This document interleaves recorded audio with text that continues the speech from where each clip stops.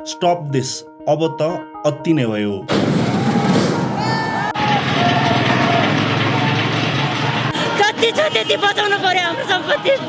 Gen Z आन्दोलनको नाममा आज जे भयो त्यो सायदै नेपालको इतिहासमा भएको छ।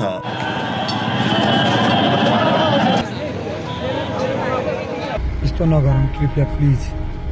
उनीहरूले गरेको हैन, जेनजीले गरेको हैन के यो। एउटा कानुन बिनाको राज्य जहाँ जसले जे गरे पनि हुन्छ। हिजो 100औंलाई घाइते र 19 जनालाई मारेपछि आज हिंसा भड्किन्छ भन्ने संकेत त थियो।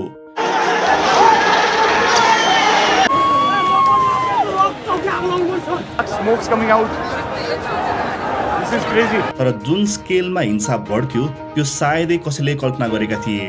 संसद भवन, सर्वोच्च अदालतदेखि सिंहदरबारसम्म जल्यो। प्राय सबै ठुलो नेताको घर पनि जले। पार्टी कार्यालय, सरकारी कार्यालयदेखि बिजनेस हाउसेससम्म। यस्तो अवस्था थियो कि पहिला आगो लगा अनि हेरौँला। नेतालाई कुटेको पिटेको दृश्यहरू पनि सोशल मिडियामा सर्कुलेट भयो। पूर्व प्रधानमन्त्री देउवालाई हिर्काउँदै गरेको यो क्लिप पनि सोशल मिडियामा आयो। यसमा याद गर्नुपर्ने कुरा के हो भन्दा यो सबै जेनजीले मात्रै गरिरहेका छैनन्। हिजो शान्तिपूर्ण प्रदर्शन गर्ने भन्दा सरकारले नै यो आन्दोलनमा घुसपैठ भएको थियो भनेको थियो। तर आज त खुलेआम जेनजीको आन्दोलनमा अराजक शक्तिहरू निस्किए। यी क्लिप्स र फुटेजहरूमै थाहा हुन्छ कि आज रोडमा आएका यी व्यक्तिहरू जेनजी आन्दोलनका व्यक्ति होइनन्। हो, आगो लाउने, तोडफोड गर्ने, हिंसा गर्नेमा जेनजी पुस्ताका पनि थिए, उनीहरू पनि अगाडि थिए। तर आज जो व्यक्ति सडकमा निस्केर हिंसा गर्दै थिए उनीहरू कुनै न कुनै स्वार्थ बोकेका समूहहरू हुन्। हिजो प्रदर्शन र आन्दोलन थियो, तर आज त मब थियो, आज त भिड थियो जो मार्न र नष्ट गर्न मात्र आएको थियो। दिउँसोसम्म त प्रधानमन्त्री ओलीले राजीनामा पनि दिइसकेका थिए। मन्त्री क्वार्टरमा पनि भिड पसेपछि हेलिकप्टर प्रयोग गरेर मन्त्रीहरूलाई निकालिएको थियो। जेनजी आन्दोलनले, नयाँ पुस्ताको आन्दोलनले 24 घण्टाभित्रमा नै नेपाल सरकार ढालिदियो। यो त ठुलो जित र खुसीको अवसर हुनुपर्थ्यो, तर हामी डराइरहेका छौँ, हामी अन्यलमा छौँ। कताबाट के हुने हो, कसरी बस्ने हो, को सेफ छ र छैन भन्नेमा ध्यान जाँदैछ। त्यसैले आज जे भयो त्यो कुनै सामान्य घटनाक्रम होइन।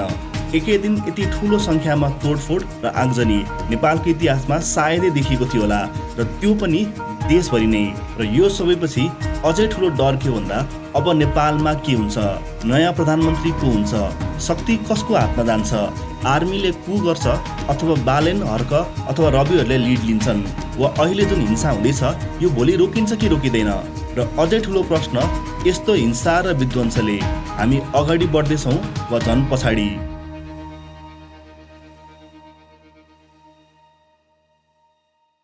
हिजो सेप्टेम्बर 8 को घटनामा नेपाल सरकारले आफ्नै नागरिकलाई बचाउनुको सट्टा निर्मम हत्या गरेपछि नेपाल सरकार र प्रधानमन्त्री ओलीले प्रधानमन्त्रीको पदबाट आफ्नो नैतिक जिम्मेवारी गुमाइसकेका थिए।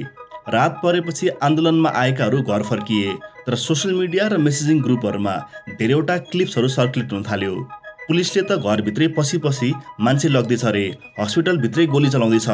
यसले रातभरि जस्तो नै मान्छेहरू त्रासमा थिए। हिजोभन्दा आज आन्दोलन हिंसात्मक हुन्छ भन्ने लागेको थियो, तर पनि धेरैवटा समूहहरूले शान्तिपूर्ण आन्दोलन नै गर्ने भनेका थिए।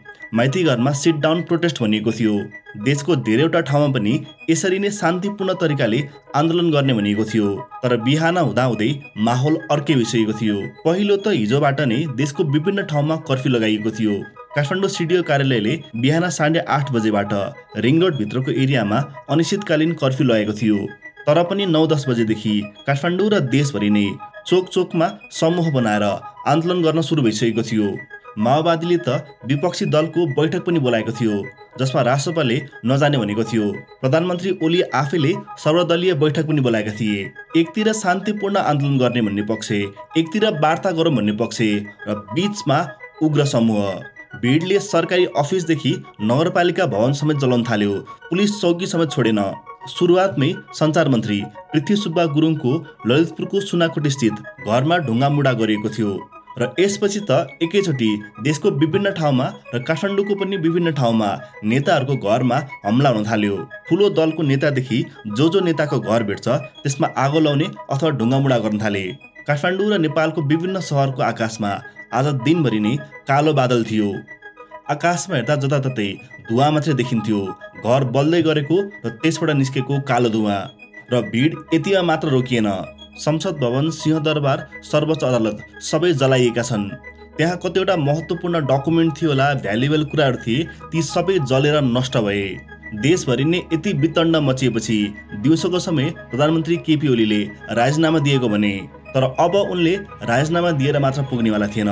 यतिले मात्रै मान्छेहरू शान्त हुनेवाला थिएनन्, किनकि भिड नियन्त्रण बाहिर गइसकेको थियो। उनीहरूलाई रोक्नको लागि इनफ सेक्युरिटी नै थिएन। तर यति अराजक हिंसा त हामीले नेपालको इतिहासमा बिरलै देखेका छौँ। जेनजी आन्दोलनमा नयाँ पुस्ताले मात्र यति गरेको हो त। यसमा के कुरा चाहिँ क्लियर छ भन्दा, एकचोटि कुनै समूह भिड बनिसकेपछि, मब बनिसकेपछि उसले सोच्न सक्ने शक्ति नै गुमाउँछ र त्यसपछि के सही के गलत कुनै पनि औचित्य नै हुँदैन। अवस्था यस्तो आयो कि जेनजी आन्दोलन गर्नेहरूले नै अब त अति भयो, हिंसा धेरै भयो, फिर्ता आऊ पुग्यो भन्दा पनि यो सबै रोकिएन। सयौं हजारौं व्यक्तिले पोस्ट गर्दै, रिल बनाउँदै यो त अति भयो, यसलाई रोक्नुपर्छ भन्दा पनि यो रोकिएन।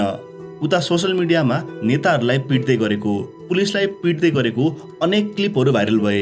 यतिले पुग्दैन, अझै पिट्नुपर्छ भन्दै कमेन्ट गर्नेहरूको पनि लावा लस्कर थियो। अझै नेताहरू विदेश भाग्दैछन् भन्ने खबरहरू आएपछि भिडले एयरपोर्ट नै जलाइदियो समेत भनेको थियो। हिजो एकपक्षीय हिंसा थियो, सरकारले आन्दोलनकारीहरू मारेको थियो, तर आज अवस्था अर्कै भयो। आज नेताहरूको घर सम्पत्ति र सार्वजनिक सम्पत्ति जले। तर हामीले के बिर्सिनु हुँदैन भन्दा, ती जति पनि सार्वजनिक सम्पत्तिहरू जलेका छन् ती सबै हाम्रै सम्पत्ति हुन्, ती सबै हाम्रै खर्चबाट आएका हुन्। त्यसैले हिजो निर्दोष मारिँदै गर्दा पनि घाटा देशको, हाम्रो, र आज सार्वजनिक सम्पत्ति ध्वस्त हुँदै गर्दा पनि घाटा हाम्रै हो, देशकै हो। आज दिनभरि देशमा जुन स्केलको क्षति भएको छ त्यसबाट निस्किन नै सायद हामीलाई वर्षौं लाग्न सक्छ। यो सबै जब शान्त हुन्छ, होस गुमाएको भिड जब होस पाउँछ, अनि बल्ल थाहा हुनेवाला छ कि हामीले कति पायौं र कति गुमायौं। जेनजीको आन्दोलन थियो, नयाँ पुस्ताको आन्दोलन थियो।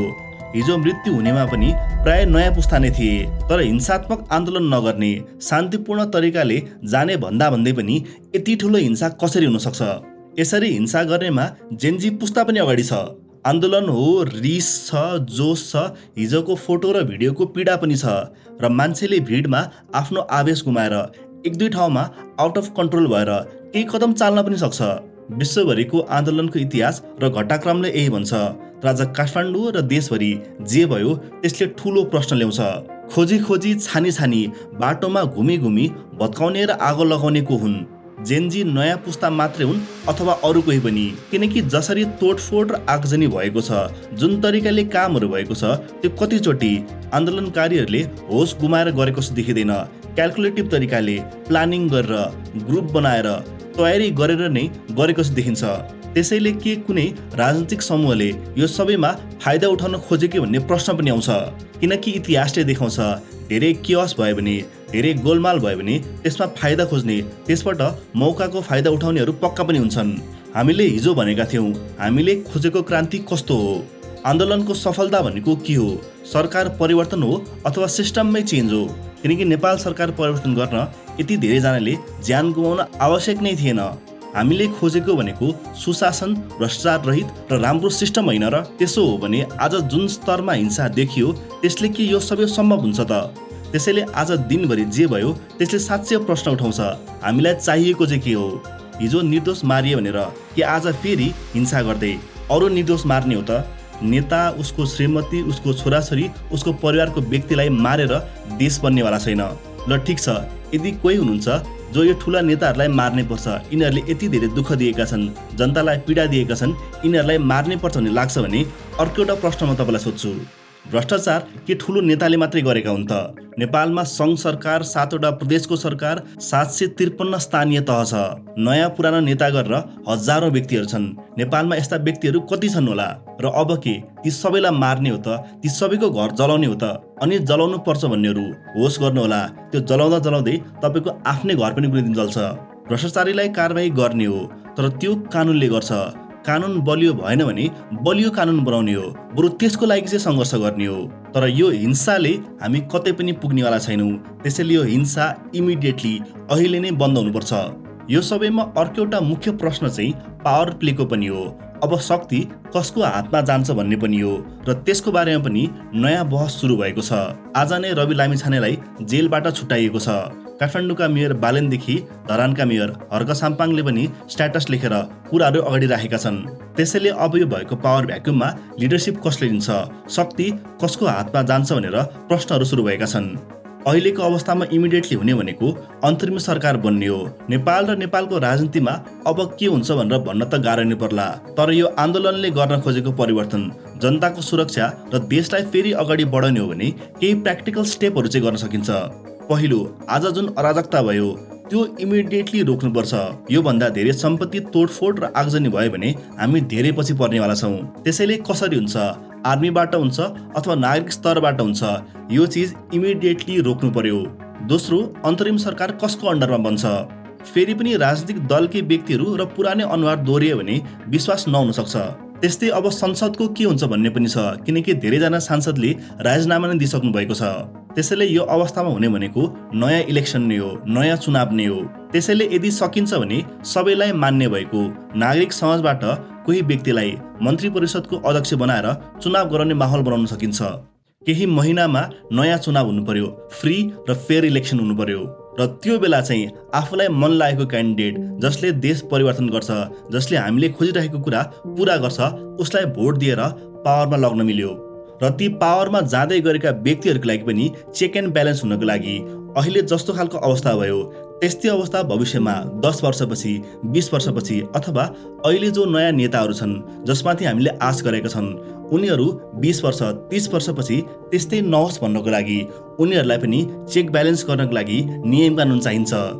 आन्दोलनको के हुन्छ, देशको के हुन्छ, राजनीतिक भविष्य के हुन्छ, त्यो सबैको प्रश्नमा अहिले अन्यल नै छ। तर एउटा कुरा के हो भन्दा सेप्टेम्बर 8 को प्रोटेस्ट, जेनजीको आन्दोलनले नेपालको इतिहास सदाका लागि 2 भागमा छ र नेपालको इतिहासलाई सायद यसरी नै हेरिन्छ, सेप्टेम्बर 8 भन्दा अगाडि र सेप्टेम्बर 8 भन्दा पछाडि।